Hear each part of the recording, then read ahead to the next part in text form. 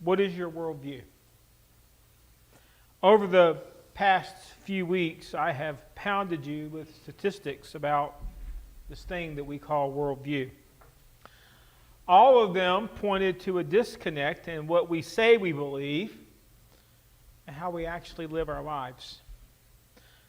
None of them shined a positive light on how we, the church, view our world. And this week, I have a few more telling statistics to share with you, but they're not from the survey that I've been using. They are from reality. Fact. 100% of people have sinned. Not one here. There's none righteous. No, not one. And Rich talked about the Noah thing and how 8 people were saved. Well, you do understand Noah was saved in the ark because he didn't drown, but Noah's not here anymore. You know how I know that? Because the Bible says Noah died. And 100% of people someday will die. I know that sounds kind of depressing, but it's a fact. Life has an expiration date. All life does. And there's another fact that a lot of times we don't like to deal with, and that is 100% of people that die without a relationship with Jesus will spend eternity separated from God. That's a fact. It's not something there that we debate. There are no exceptions to these rules. It's 100%.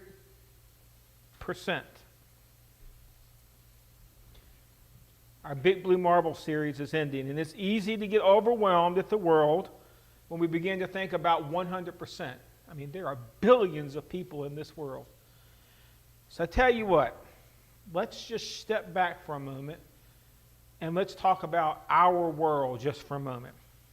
So, the city of Stanton, that is where you are right now, is 19.9 square miles. Its current population, at least as of the last census, is 25,385 people. That's still a lot of people. It's a lot of territory. But you know what that means? With just simple math, that means that each square mile, there is an average of 1,275 people in Stanton, Virginia. And according to the census, 47.4% of people in Stanton say they are religious. That breaks down to 38.9% claim Christianity as their faith, 6.9% Protestant Christianity as their faith, 6.9% claim Catholicism, 0.3% claim Judaism, and 1.3% claim something else. But they're still religious. So if I just do basic math, 54.2% of people living in Stanton claim no faith at all or a faith that is unconnected to Jesus. It's just math. So that means within 1 square mile of 33 Churchville Avenue, Stanton, Virginia, which is where you are currently sitting, there are 691 people that are what the Bible would call lost. 1 square mile. So that means I can walk 1 mile in every direction here and make myself a big circle. As I'm walking that circle, that means inside that circle, there are 691 people that need a relationship with Jesus. We don't have to go very far to have a worldview, do we? Our world is right in front of us. 691 people. Where would we put 691 people if we got them? Okay, we need a bigger building. We need a bigger ark, right? But you understand, they're right here. They're right here in our view. 691 people. We could do that, right? We could walk 1 square mile, right? I bike about 10 miles a night. 1 square mile isn't that much. We could do this, right? Yes and no. That totally depends on how we view our world. And I'd like to start this morning by asking, how did Jesus see the world? We can go to Matthew chapter 9, verse 36, and we see when he saw the crowds, he had compassion on them because they were harassed and helpless like sheep without a shepherd. We can go to Matthew chapter 14, verse 14, and it says, when Jesus landed and saw a large crowd, he had compassion on them and healed their sick. We can go to Matthew chapter 15, verse 32. Jesus called his disciples to him and said, I have compassion for these people. They have already been with me 3 days and have had nothing to eat. I do not want to send them away hungry or make them collapse on their way. We can go to Matthew chapter 20, verse 34. Jesus had compassion on them and touched their eyes. And immediately they received their sight and followed him. You see it, right? How did Jesus view the world? Not with judgment, not with rhetoric, not even with really good Bible teaching, because the Bible wasn't there as far as the New Testament is concerned. How when Jesus looked out and he saw the world, what's the word? Compassion. Compassion. Jesus saw them. He didn't just walk by them and say, okay. He actually stopped and looked at the people and he saw them for who they were, for what they believed, for how they were living. He saw them and he had compassion. He healed them. He healed them. He restored sight and he healed the lame. And he caused the deaf to hear and the mute to speak. It says that Jesus had such compassion on them, he healed them. It says he fed them. Talk about a fellowship supper. 5,000 men plus women and children. And it says he fed them. And here's the one that maybe blows your mind that you never thought about. Jesus touched them. It was not a hands-off ministry. It wasn't that Jesus looked at them and said, go in peace, have a good day. It says that when Jesus came to these people and he saw them, it says he reached out and he laid his hands on, he touched them.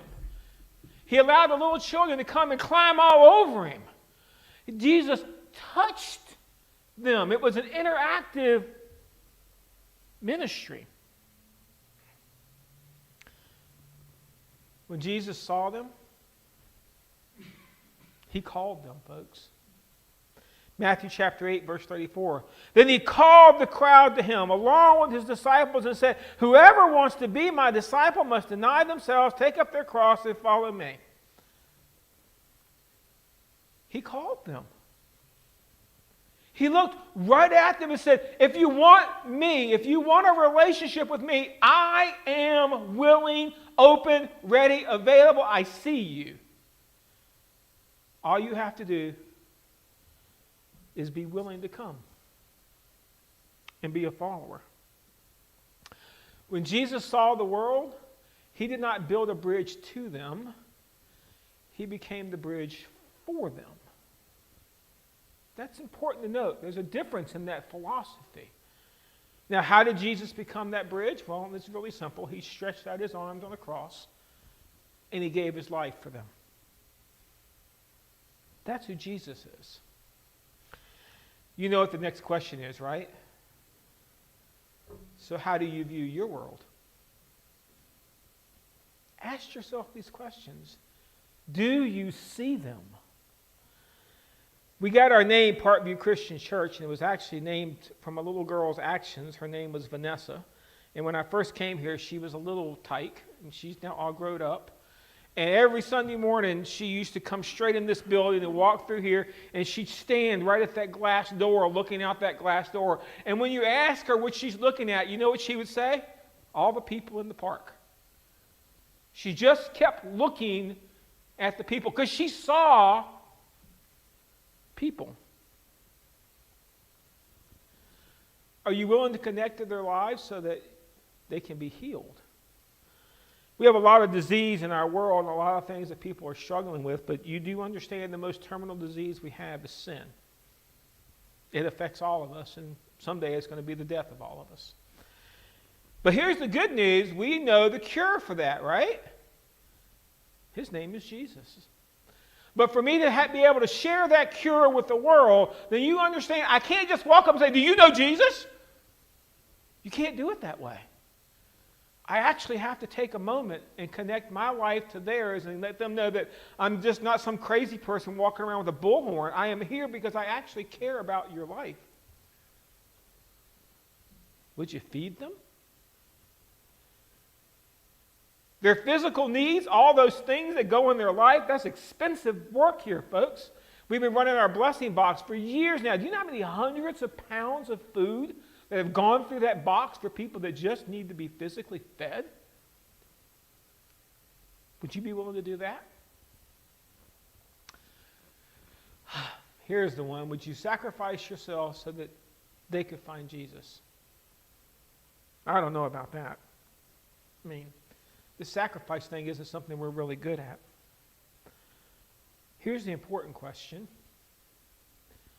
Would you be willing to become their bridge?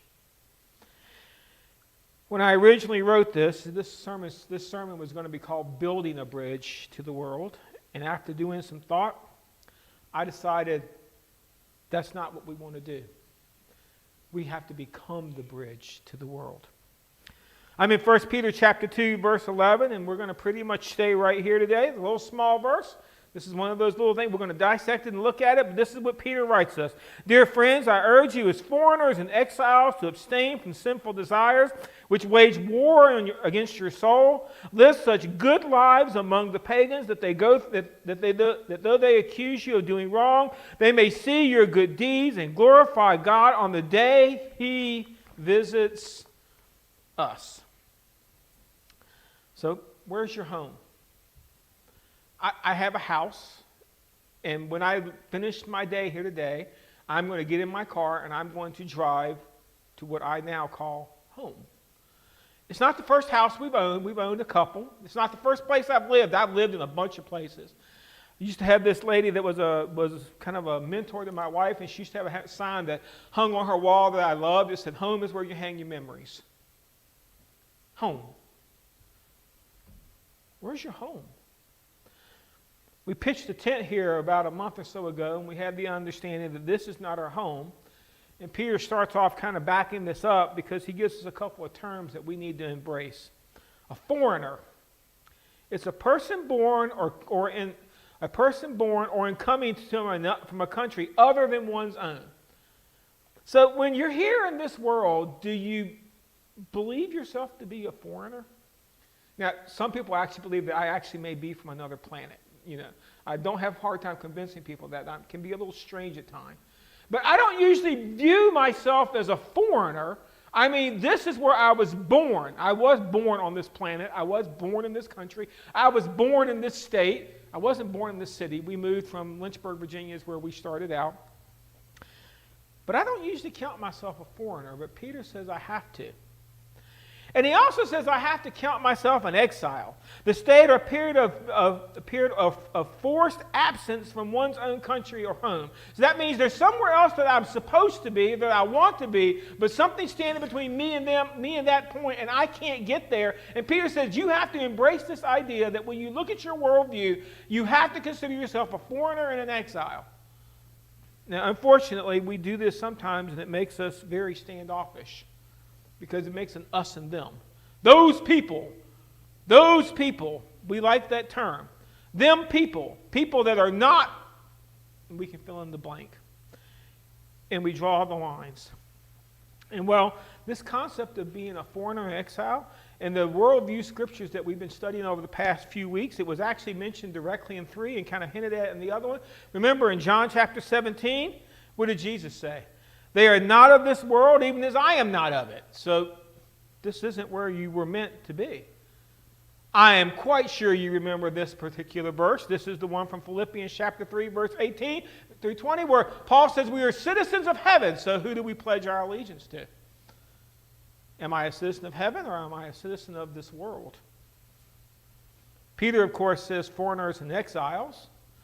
And then 1 John, we are told we cannot that the world cannot be the focal point of our love.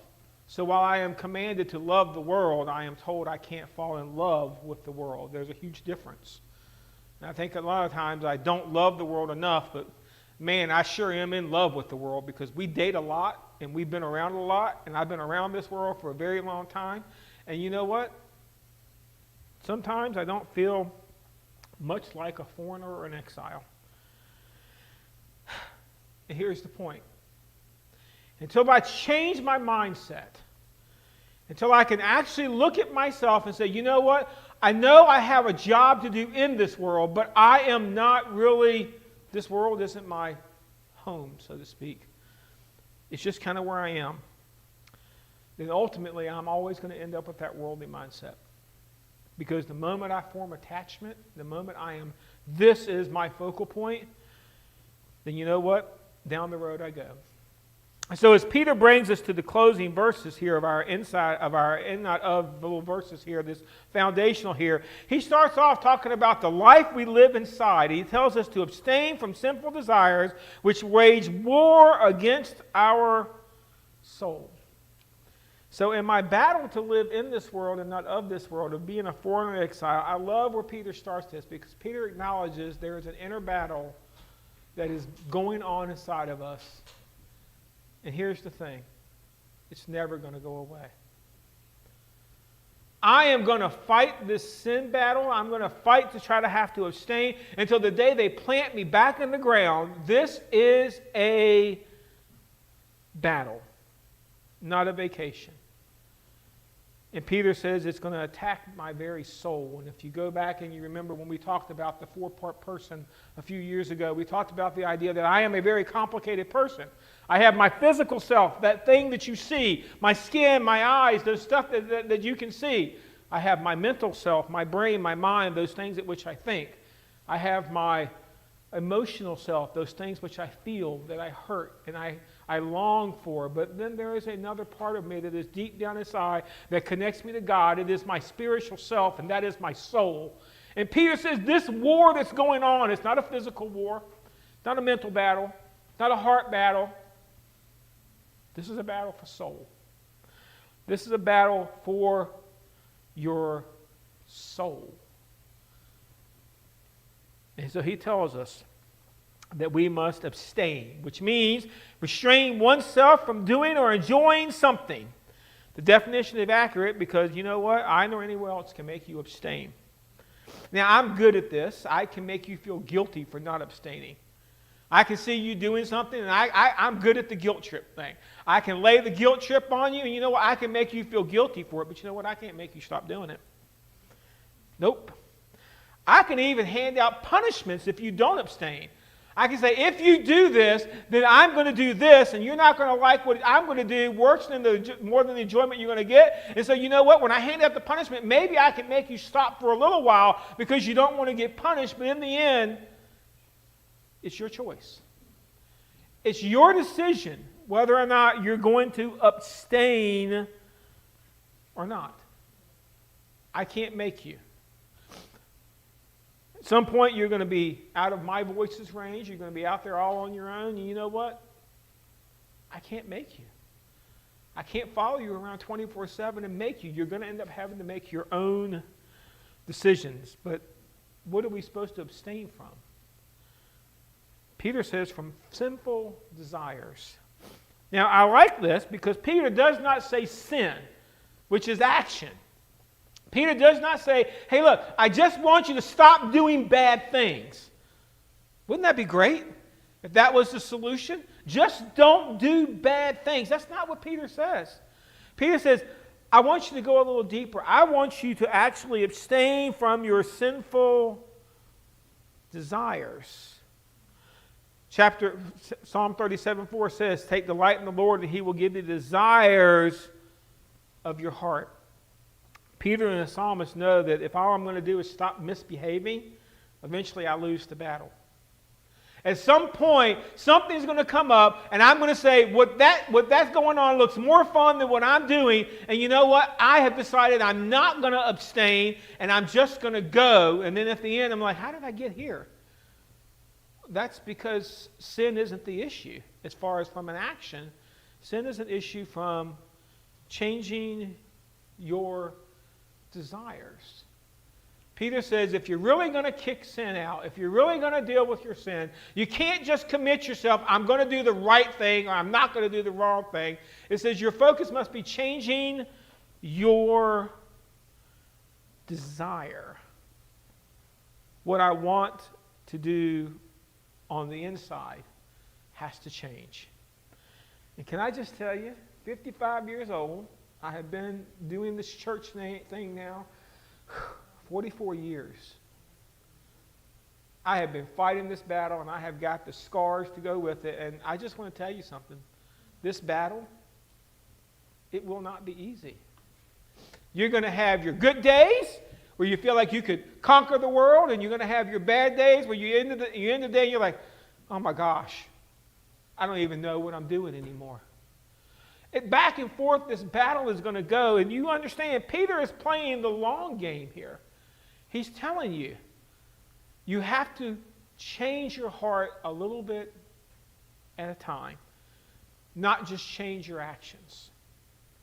A lot of people think if I come to church, it'll fix my problems. You start coming to church, I hate to tell you this, your problems have just started.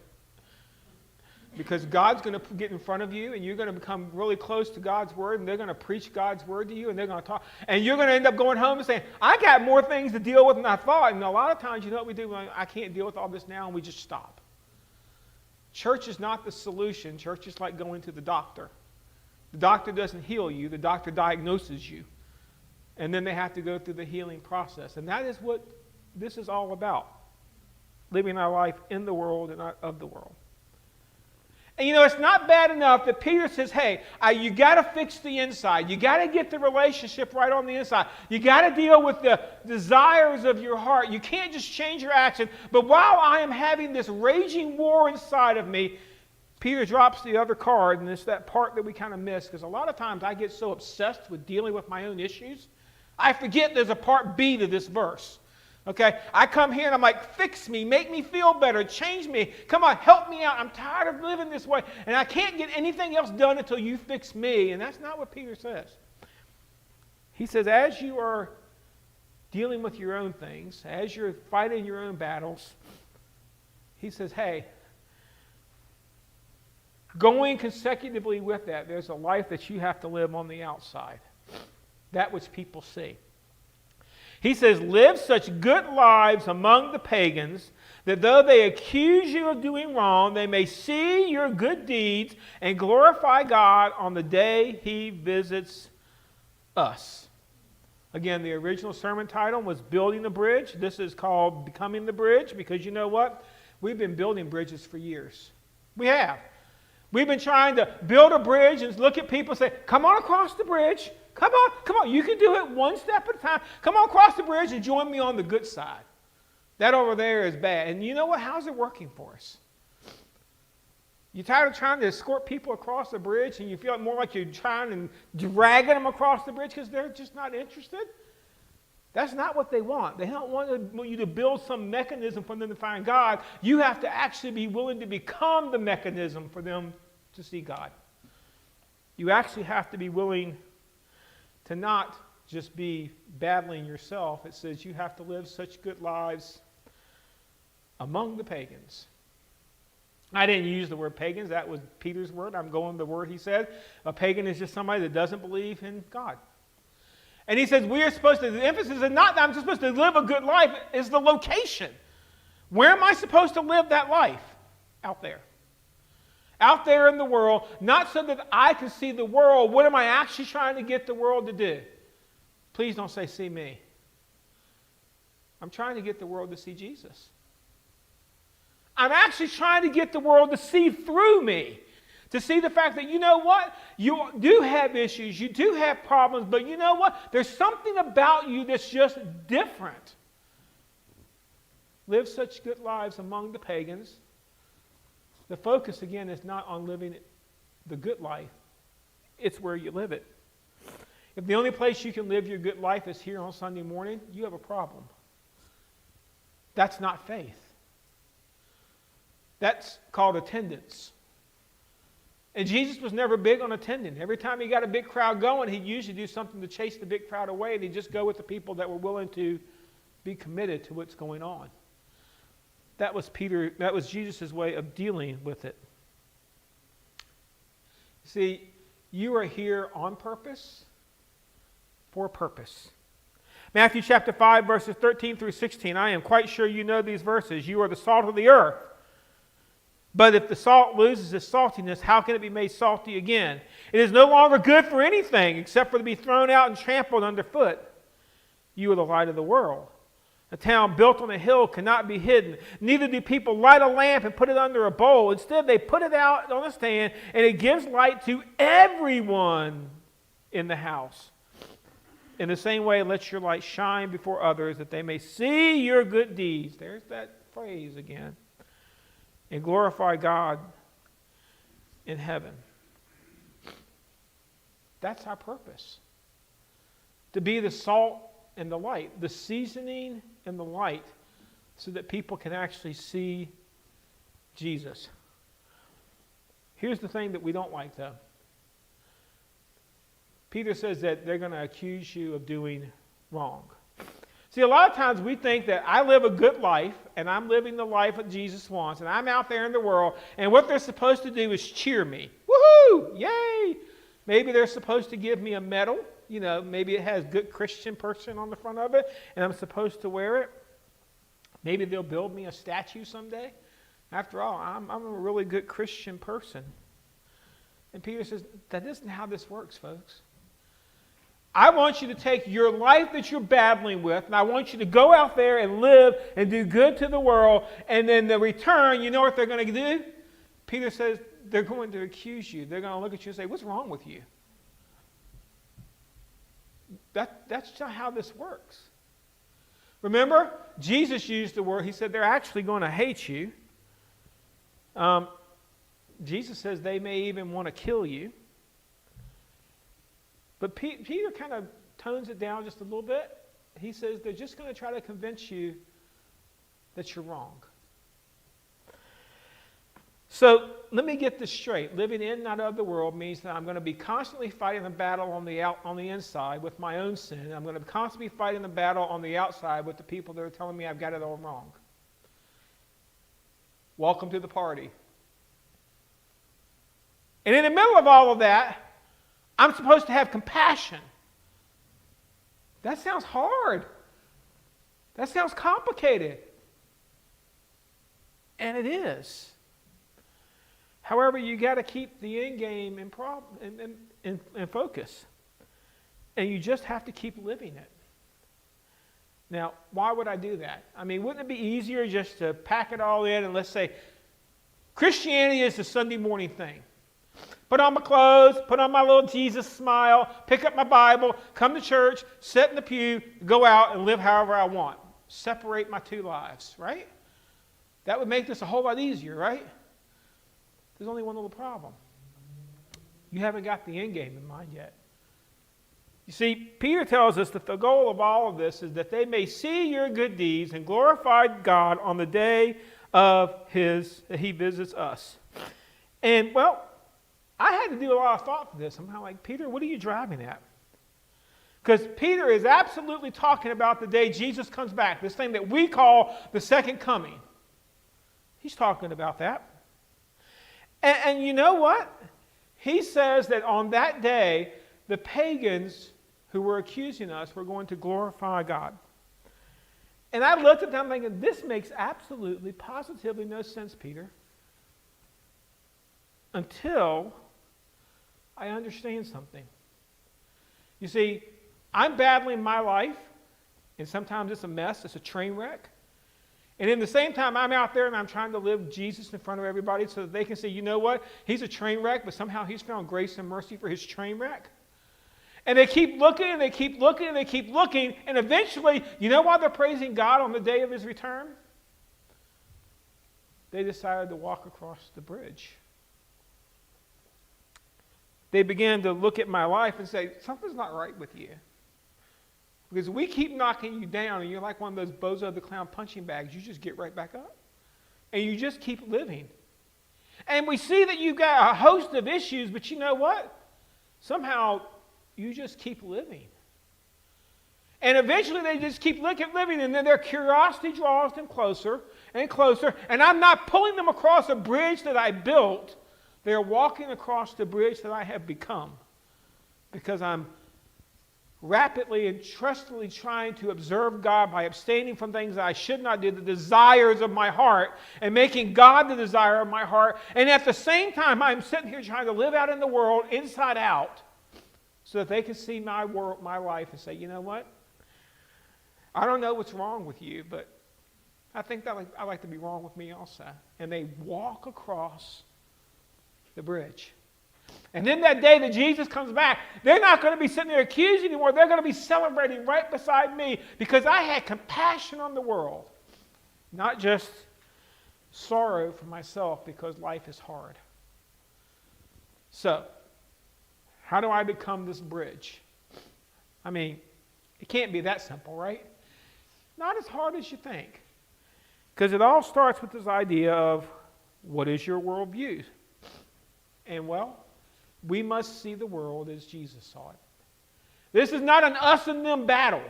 This is not we've taken up a war and we're trying to conquer them. Remember, the only battle is the battle inside of me. Out there, that's not a battle. That's the opportunity. That's where we're supposed to be salty and light. We're supposed to season it and light it in hopes that people will see the bridge and walk across the bridge. But unless I begin to see the world as Jesus saw it, this whole thing doesn't work. Because if I see the world as I see it, a lot of times I can have a really bad opinion of the world. I can get really down on it. I can read a headline and be in a grumpy mood for the rest of the week because this world is hard. See, in the end, I have to prioritize. And we're going to spend a lot of time talking about prioritizing in the last section of these sermons this year. I have to learn to prioritize my life, and that means that sometimes what I want isn't what gets done, what God wants is what gets done. Sometimes the things I want to do, I can't do, because you know what? If I do that, then I'm going to mess up the structure of my bridge, and I don't want to do that because I want as many people possible to walk across that bridge. So the question is that what your worldview is? Is that how you see the world? So I wear these things. They're called glasses. And if I take them off, you're not here anymore. Okay, you're here. It's just every single one of you is a big, blurry fuzzball right now. I literally could not pick out a face if my life depended on it without my glasses. Okay, somebody moved an arm. If you made a face, I can't see what you did. And I go every so often, I get these things called haircuts. It doesn't take them quite as long as they used to. It used to take them a while. Now they can do it really quick once they figure out where they're supposed to cut. And I get these things called haircuts. And to cut my hair, the barber always asks me to remove my glasses. So I take my glasses off and I sit in the chair. And you realize she could do anything she wants to at this point because I can't see a thing. And when she's all done cutting, she turns around and she has me look in the mirror, and she always does it the same way. She says, so what do you think? And I'm like, it looks wonderful. She's like, well, let me get your glasses for you first. Because she understands without my glasses, I can't see a thing. Sometimes these glasses get dirty and spotty, and actually right now they're kind of dirty and spotty. And you understand when they get dirty and spotty what I have to do if I want to clean them, if I want to use them, right? I have to clean them. I have to get at the little spray and spray them and wipe them down and get all the stuff off of it that you just get on it from living your life. You understand, we need new spiritual glasses. When we look at people in our world, sometimes we just see them as fuzzy blobs that we think, oh, yeah, well, I see them, but I can't really see them. Because we need some Jesus-focused glasses with compassion. And just so you know, sometimes those Jesus-focused glasses, they're going to get a few fingerprints on them. They're going to get a little dirt on them. They're going to get some smudges on them. And that is kind of what church is for. It's where you come and we help you clean your glasses so that you can see the world and go back out and be the people that you need to be. That's what we're supposed to be doing at church, is helping you clean your glasses so that you can then see the world clearly so that you can share. Boy, that's a big difference in the way we view the world a lot of times, isn't it? So what you're saying is my view of the world is supposed to be the world is actually my focus. When it comes to sharing Christ, yes. When it comes to that inner battle, you've got to focus yourself on Jesus.